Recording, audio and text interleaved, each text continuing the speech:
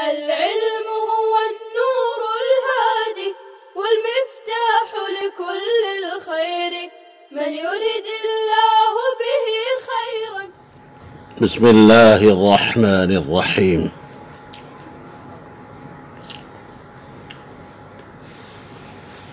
وما أرسلنا من قبلك من رسول إلا يوحى، وفي قراءة بالنون وكسر الحاء إلا نوحي إليه أنه لا إله إلا أنا فاعبدون أي وحدوني.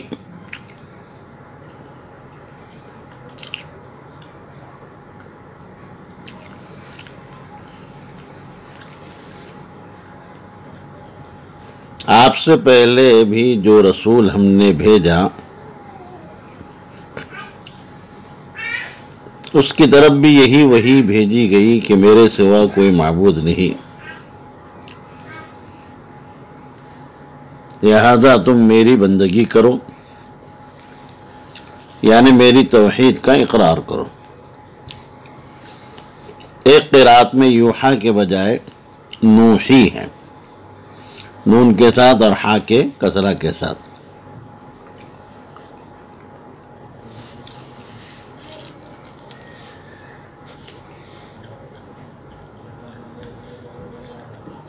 جی،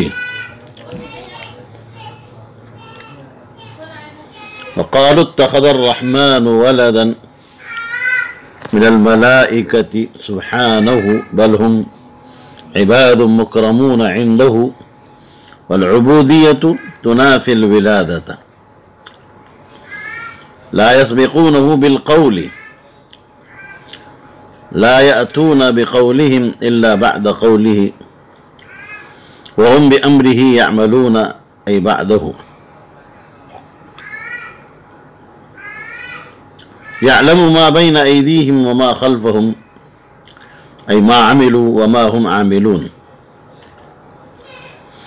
ولا يشفعون إلا لمن ارتضى تعالى أن يشفع له وهم من خشيته تعالى مشفقون أي خائفون ومن يقل منهم إني إله من دونه أي الله أي غيره وهو إبليس دعا إلى عبادة نفسه وأمر بطاعتها فذلك نجزيه جهنم كذلك كما نجزي الظالمين المشركين۔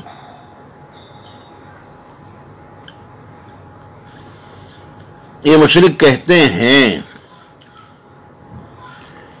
کہ رحمان نے فرشتوں میں سے اولاد بنا رکھی، اس کی ذات پاک ہے، بلکہ وہ تو اس کی باعزت بندے ہیں، اور عبودیت ولادت کے منافی ہیں، اس سے بڑھ کر بات نہیں کرتے،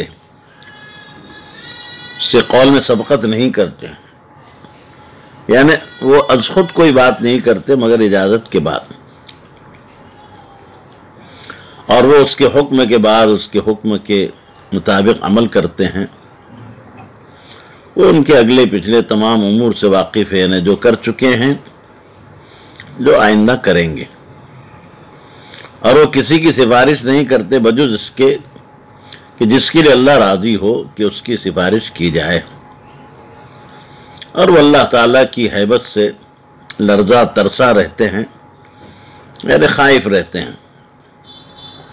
اگر ان میں سے کوئی بھی کہے کہ میں خدا کے سوا معبود ہوں، وہ ابلیس ہے جس نے اپنی بندگی کی دعوت دی اور اپنی طاعت کا حکم دیا۔ ہم اس کو جہنم کی سزا دیں گے، ہم ایسی ہی جیسی کہ اس کو سزا دیں گے، ظالموں یعنی مشرکوں کو بھی سزا دیں گے۔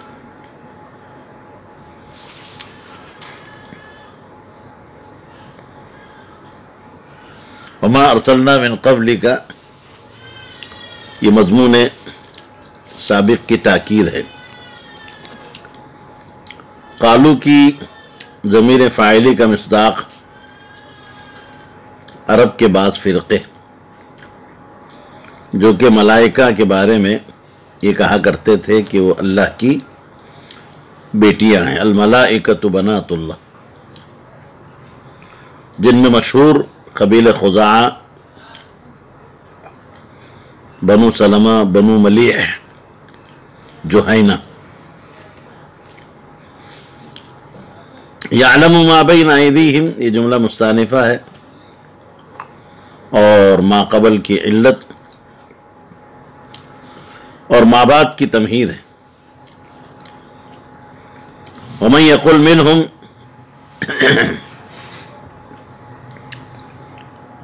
کا یہ قول بالفرض والتقدیر ہے، ورنہ ملائکہ میں معصیت کی صلاحیت ہی اللہ نے نہیں رکھی، اور اگر یقول کا فاعل ابلیس کو قرار دیا جائے تو اس وقت یہ خرابی لازم آئے گی کہ وہ در حقیقت ملائکہ میں سے نہیں ہے، اور دوسری خرابی یہ لازم آئے گی کہ ابلیس نے کبھی الوہیت کا دعویٰ نہیں کیا، بلکہ وہ تو اعبد الملائکہ تھا، البتہ رحمت خداوندی سے مایوس ہو گیا۔ وَأَمَرَ بِطَاعَتِهَا کا مطلب یہ ہے کہ اس نے لوگوں کے دلوں میں یہ وسوسہ اندازی کی کہ وہ اس کی بات مانیں اور توحید کو چھوڑ کر بت پرستی اختیار کریں، یہی اس کا اپنی بندگی اور اطاعت کی طرف بلانا ہے۔ فَذَلِكَ نَجْزِيهِ، ذَلِكَ مبتدا ہونے کی وجہ سے محلاً مرفوع ہے، اور نجزیہ اس کی خبر ہے، اور پورا جملہ جواب شرط ہونے کی وجہ سے محلاً مجزوم ہے۔ جی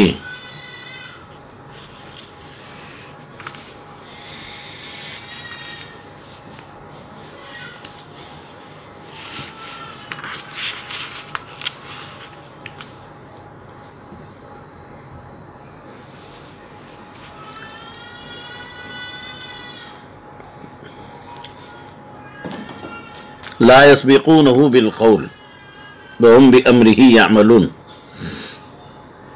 یعنی ملائکہ حق تعالیٰ کی اولاد کیا ہوتے؟ وہ تو بیچارے ایسے لرزاں ترساں اور خائف اور مؤدب رہتے ہیں کہ نہ تو قول میں اللہ تعالیٰ سے سبقت کرتے ہیں، نہ عمل میں اس کی خلاف ورزی کرتے۔ قول میں سبقت نہ کرنے کا مطلب یہ ہے کہ جب تک حق تعالیٰ ہی کی طرف سے کوئی ارشاد نہ ہو، خود کوئی کلام کرنے میں مسابقت کی ہمت نہیں کرتے۔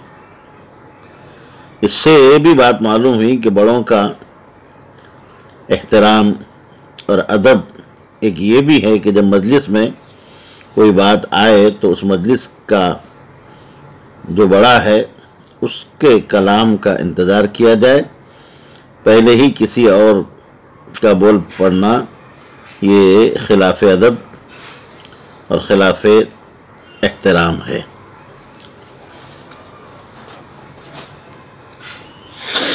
تو فرشتے اللہ کی اولاد نہیں ہو سکتی، وہ تو اللہ کے معزز اور مکرم بندے ہیں۔ عبودیت اور ولادت میں جو ہے منافات ہے۔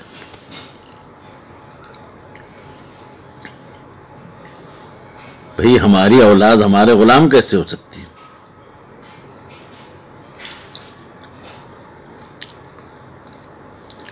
باپ اپنی اولاد کا آقا نہیں بنتا اور اولاد اس کی غلام نہیں بنتی۔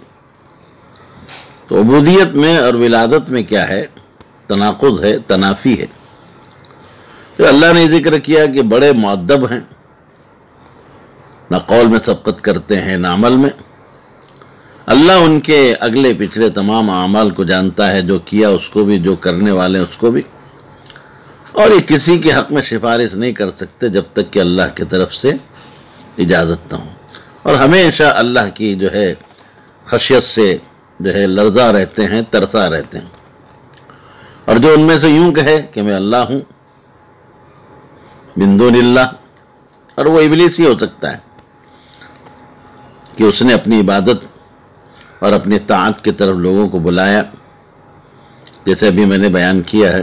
ایسی ہم جہنم کی سزا دیتے ہیں جیسے شیطان کو ہم جہنم کی سزا دیں گے، ایسے تمام ظالموں کو، مشرکوں کو ایسی ہی سزا دی جائے گی۔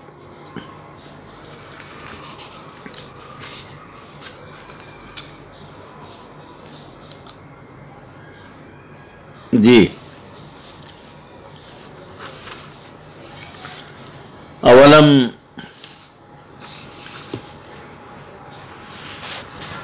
یر الذین کفروا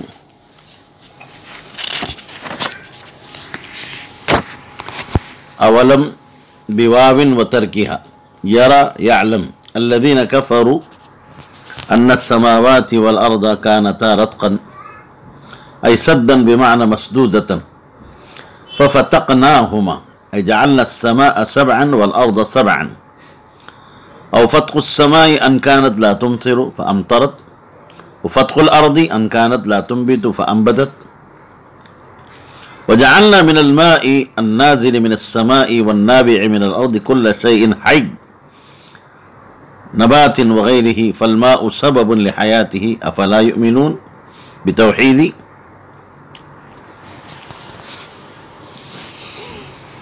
کیا ایک کافر یہ نہیں جانتے کہ آسمان اور زمین کے منہ بند تھے؟ اولم میں واو اور ترک واو دونوں ہیں۔ رتقن سدن کے معنی میں ہے اور سدن بمعنی مسدودن ہے۔ ففتقناہما پھر ہم نے ان کو کھول دیا، یعنی 7 آسمان اور 7 زمین بنا دیے۔ یا فتق سما کا مطلب یہ ہے کہ آسمان سے بارش نہیں برستی تھی، بارش ہونے لگی، اور فتق ارض کا مطلب یہ ہے کہ زمین اگاتی نہیں تھی پھر اگانے لگی۔ اور ہم نے آسمان سے برسنے والے اور زمینی چشموں سے نکلنے والے پانی سے ہر جاندار کو بنایا، گھاس وغیرہ کو، لہذا پانی ہر جاندار کے لیے سبب حیات ہے۔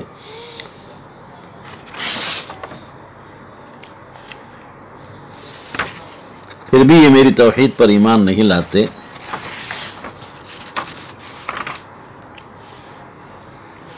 جی،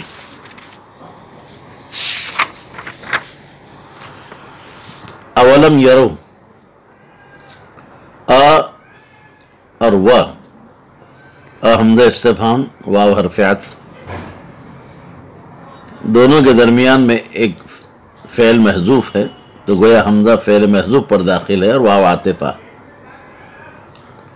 یرا کا اس محذوف پر عطف ہو رہا ہے۔ تقدیری عبارت یوں ہوگی،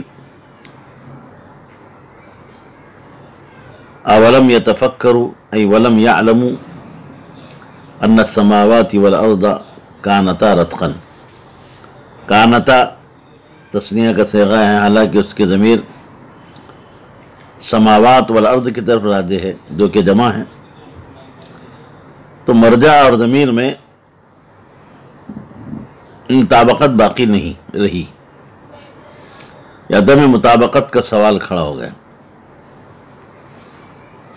جواب یہ دیا جا سکتا ہے کہ 2 نوع یا 2 جنس مراد ہیں، اس لیے آسمان ایک نوع ہے اور زمین دوسری نوع۔ اور رؤیت سے مفسر نے بتایا رؤیت بصریہ مراد نہیں ہے بلکہ رؤیت قلبیہ مراد۔ اس کو آپ واو کے ساتھ بھی پڑھ سکتے ہیں، اولم یرو، اور ترک واو کے ساتھ، دونوں قراتیں ہیں۔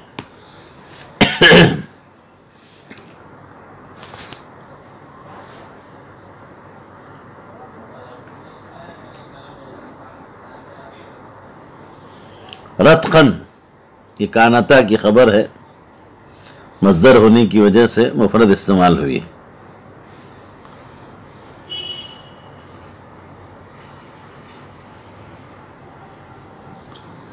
مفسر علام نے بمعنی مسدودتاً مقدر مان کر اس طرف اشارہ کیا کہ مصدر اس میں مفعول کے معنی میں، رتقن رتق یرتقو کا مصدر ہے، منہ بند ملا ہوا ہونا، یہاں مصدر اس میں مفعول ہے، اس میں فاعل کے معنی میں.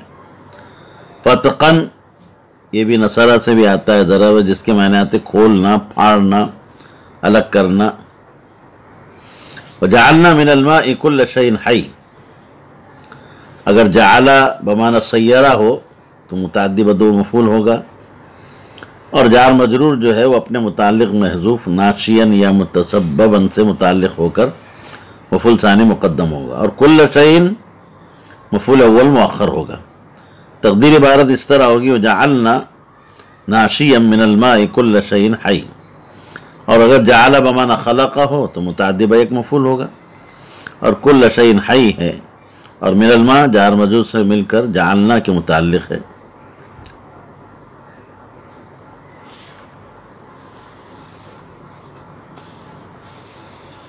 جی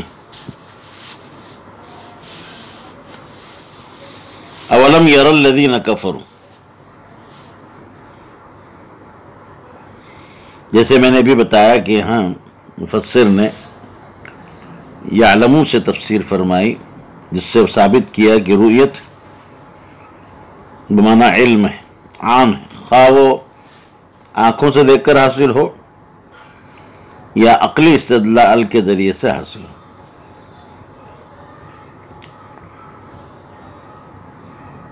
کیونکہ آگے جو مضمون بیان ہو رہا ہے اس کا تعلق مشاہدے سے ہے اور علمی استدلال سے. ان السماوات والارض کانتا رتقا ففتقناہما، رتق کے معنی ابھی بتائے گئے، بند ہونا، اور فتق کے معنی کھولنا.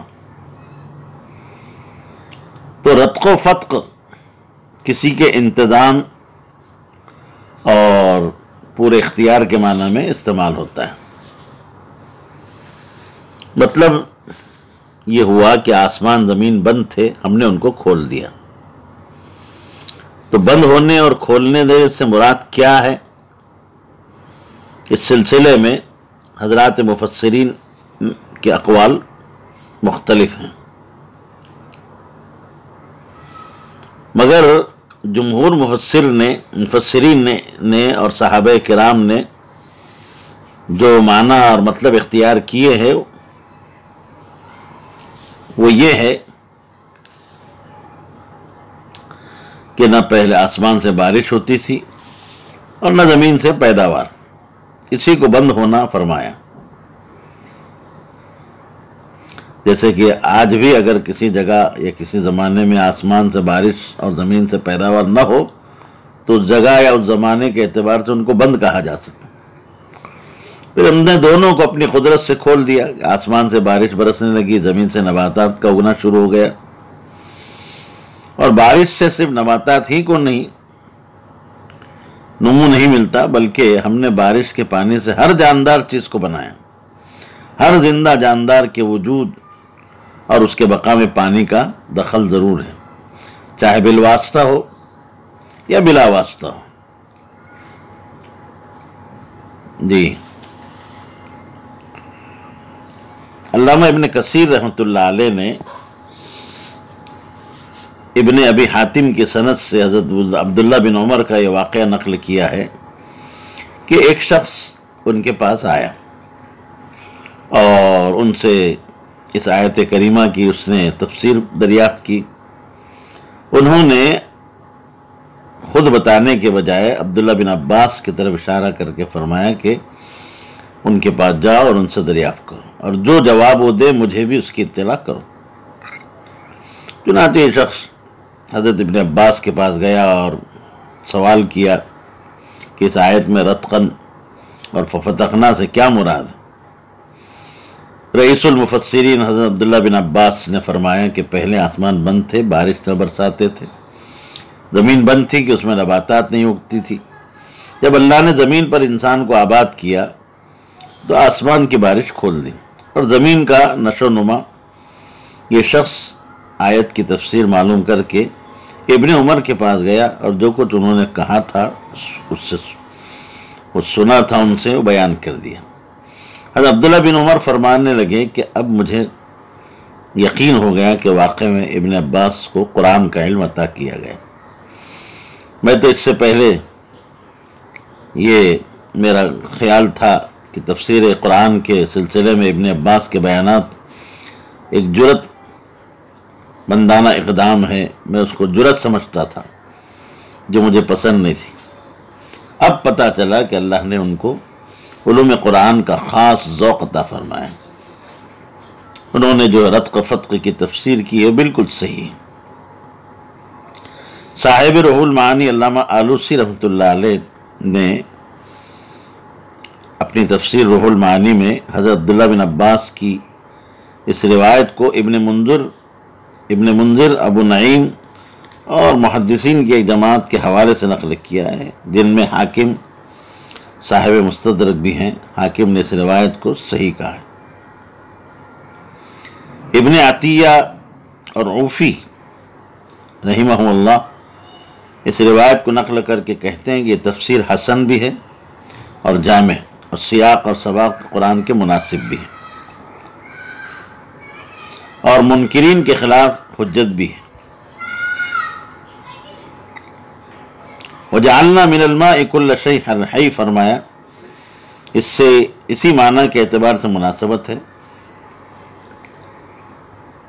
امام تفسیر امام ابو حیان صاحب تفسیر البحر المحیط میں بھی اس کو اختیار کیا ہے۔ علامہ قرطبی رحمۃ اللہ علیہ نے بھی اسی کو حضرت اکرمہ کا قول قرار دیا ہے اور فرمایا کہ ایک دوسری آیت سے بھی اس معنی کی تائید ہو رہی ہے، وَالسَّمَاءِ ذَاتِ الرَّجْعِ وَالْأَرْضِ ذَاتِ الصَّدْعِ۔ علامہ طبری نے بھی اسی تفسیر کو اختیار کیا۔ جعلنا من الماء كل شيء حي، مراد یہ ہے کہ ہر جاندار کی تخلیق میں پانی کا دخل یقینی ہے اور ضروری ہے۔ جاندار اور ذی روح صرف انسان اور حیوانات ہی نہیں بلکہ نباتات، جمادات، سب میں جو ہے روح اور حیات ہوتی ہے، اور پانی کی ان سب چیزوں کی تخلیق اور ایجاد اور ارتقاء میں پانی کا بڑا دخل ہے۔ حضرت ابو ہریرہ سے ایک روایت کو ابن کثیر رحمۃ اللہ علیہ نے امام احمد کی سند سے نقل کیا ہے کہ ابو ہریرہ نے فرمایا کہ میں نے رسول اللہ صلی اللہ علیہ وسلم سے عرض کیا، یا رسول اللہ، جب آپ کی زیارت کرتا ہوں تو میرا دل باغ باغ ہو جاتا ہے اور آنکھیں جو ہے ٹھنڈی ہو جاتی۔ آپ مجھے ہر شے کی تخلیق کے بارے میں بتلائیے۔ آپ نے فرمایا ہر چیز پانی سے پیدا کی گئی۔ اس کے بعد ابو ہریرہ نے سوال کیا، مجھے کوئی ایسا عمل بتا دیجئے جس پر عمل کرنے سے میں جنت میں پہنچ جاؤں۔ آپ نے فرمایا سلام کو عام کرو اور بھوکوں کو کھانا کھلاؤ، وَقُمْ بِاللَّيْلِ وَالنَّاسُ نِيَامٌ، رات کی اٹھ کر جو ہے تہجد پڑھو، نماز پڑھو، ساری مخلوق سو رہی ہو، تو اللہ تمہیں جنت میں جو دار السلام ہے داخل کر دے گا۔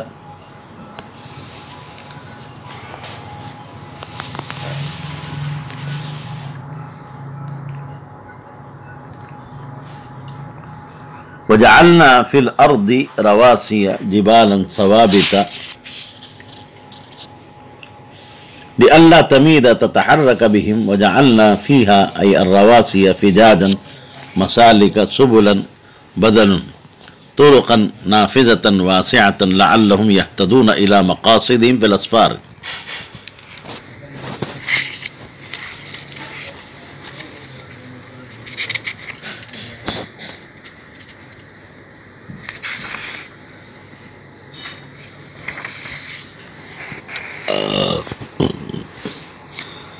اور ہم نے زمین پر ثابت رہنے والے پہاڑ بنائے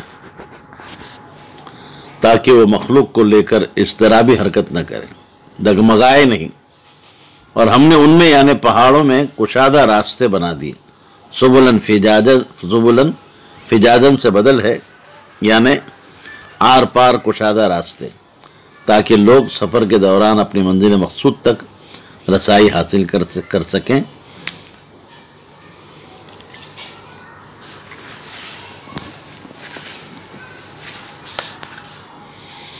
جی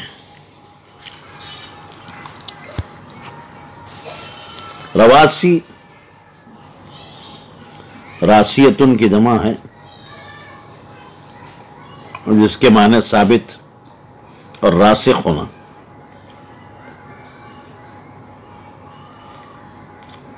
یہ رسخ شے سے ماخوذ ہے جبکہ کوئی چیز ثابت ہو مستقر ہو جائے. مفسر علام نے لا مقدر مانا ہے تاکہ ان تمید بہا کا علت بننا صحیح ہو جائے، اس لیے کہ پہاڑوں کا قیام عدم تحرک کے لیے نہیں، عدم تحرک کے لیے ہے نہ کہ تحرک کے لیے. فجاجن دو پہاڑوں کے درمیان کشادہ راستہ، فجاج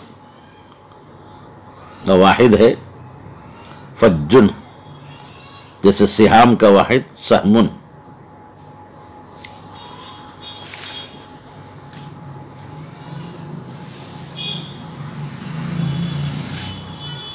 جعلنا فی الارض رواسیا ان تمید بہم. لفظ مید جو ہے یہ عربی زبان میں اضطرابی حرکت کو کہا جاتا ہے. ماد یمید میدن. مراد آیت یہ ہے کہ زمین پر اللہ تعالیٰ نے بوجھ جو ہے رکھ دیا پہاڑوں کا، تاکہ زمین کا جو توازن ہے وہ برقرار رہے اور اضطرابی حرکت نہ کر سکے، جس سے اس کے اوپر بسنے والوں کو کوئی نقصان ہو.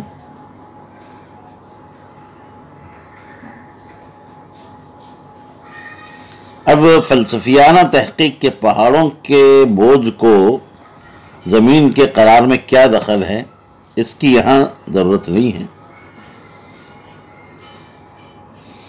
تفسیر رازی میں، تفسیر کبیر میں جو ہے اس کا علامہ فخر الدین رازی رحمۃ اللہ علیہ نے وہاں اس کی تفصیل فرمائی ہے.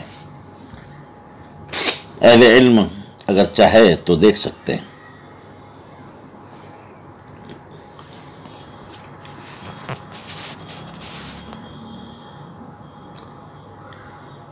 وجعلنا السماء سقفا للأرض كالسقف للبيت محفوظا عن الوقوع وهم عن آياتها من الشمس والقمر والنجوم معرضون لا يتفكرون فيها فيعلمون أن خالقها لا شريك له.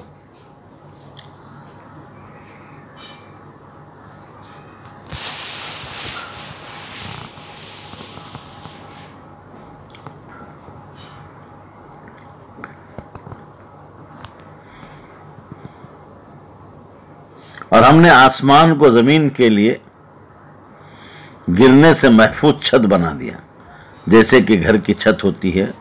اور یہ لوگ آسمان میں موجود شمس و قمر کی نشانیوں سے اعراض کیے ہوئے ہیں، یعنی آسمان کی نشانیوں میں غور فکر نہیں کرتے تاکہ ان کو اس بات کا علم ہو جائے کہ اس کا خالق وہ ہے جس کا کوئی شریک نہیں، اور وہ ذات ہے کہ اس نے رات اور دن اور سورج اور چاند بنائے.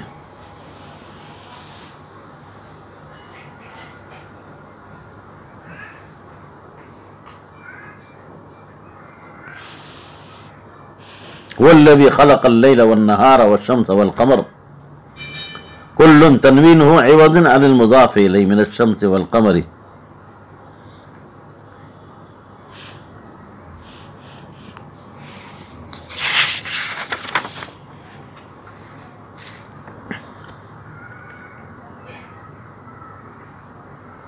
وتابعه وهو النجوم في فلك أي مستدير كالطاحونة في السماء يسيرون بسرعة كالسابح في الماء. وللتشبيه به أتي بضمير جمع من يعقل.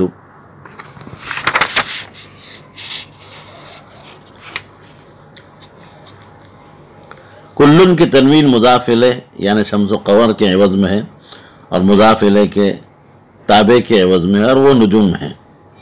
ان میں سے ہر ایک فلک میں یعنی چکی کے مانند اپنے آسمانی مدار میں تیر رہا ہے، یعنی تیزی سے چل رہا ہے، جیسا کہ تیرنے والا پانی میں تیزی سے چلتا ہے. اور تیرنے والے کے ساتھ تشبیہ دینے کی وجہ سے یسبحون واو نون کے ساتھ جمع لائے ہیں، جو کہ ذوی العقول کے لیے. اور جب کافروں نے کہا کہ اب یہ آئندہ انشاءاللہ. وَلِلتَّشْبِيهِ بِهِ أَتَى بِضَمِيرِ جَمْعِ مَنْ يَعْقِلُ. اس عبارت کے اضافے کا مقصد ایک سوال مقدر کا جواب دینا ہے.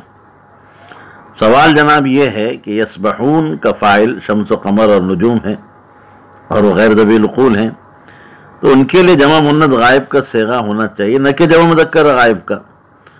اور واو نون کے ساتھ جمع تو ذوی العقول کی لائی جاتی ہے، نہ کہ غیر ذوی العقول کی. مفسر علام نے جو جواب دیا ہے اس کا خلاصہ یہ ہے کہ چونکہ شمس و قمر کی طرف یسبحون کی نسبت کی گئی ہے اور سبحن یعنی تیرنا ذوی العقول کا فعل ہے، تو اس مناسبت سے یسبحون کو واو نون کے ساتھ لایا گیا.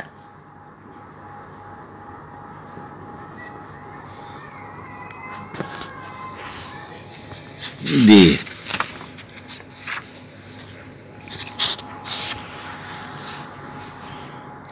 کل فی فلکی یسبحون. فلک دراصل ہر گول چیز کو اور دائرے کو کہا جاتا.